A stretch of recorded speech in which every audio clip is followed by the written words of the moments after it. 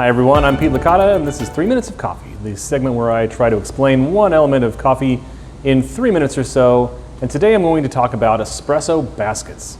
There are numerous types of portafilter baskets out there, so I'm going to break them down for you and tell you which ones I like to use and why. First of all, we have single versus double baskets. The single being those little tiny little tapered ones, and the doubles being essentially those more barrel-shaped baskets. I will tell you, we almost never use single baskets in specialty coffee. This is primarily because you just can't get the full expression of flavor and you don't necessarily get a great extraction of that coffee to begin with. So always choose a double or larger sized basket.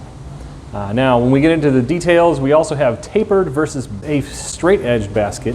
And most often people really get into straight walled baskets, mostly because it helps to make a more uniform expression of that coffee. The industry standard has become much more of a flat-edged portafilter basket. Next, we have to look at stamped baskets, which is the more traditional way they've been made, versus precision or laser cut baskets. Stamped baskets are everywhere. You can get them free with an espresso machine.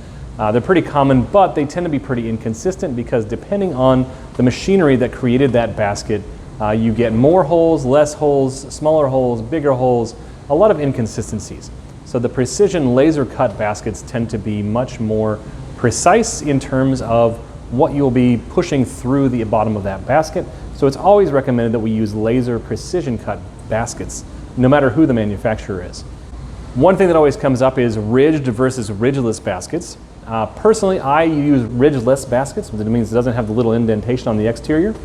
The ridged baskets can be helpful, especially if you are trying to determine how much coffee you should use.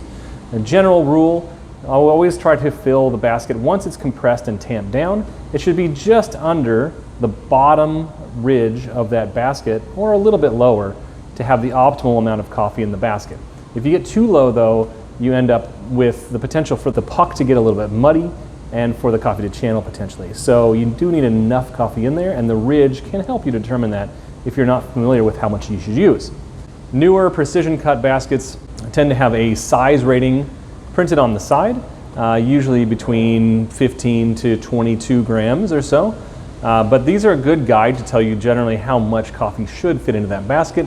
So if you have an average medium roasted sort of espresso type blend that you have there, chances are the gram weight that's printed on the basket itself is about how much you should be using.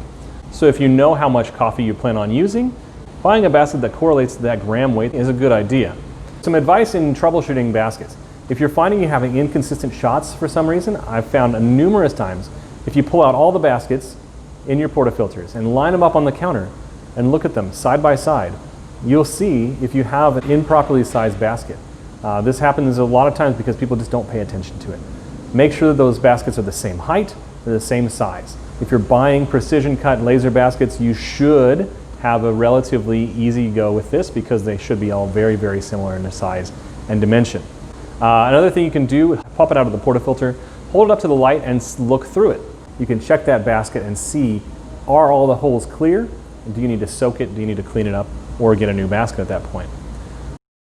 I hope this has been really useful information for you. This has been 3 Minutes of Coffee. I'm Pete Licata. Thanks for joining me.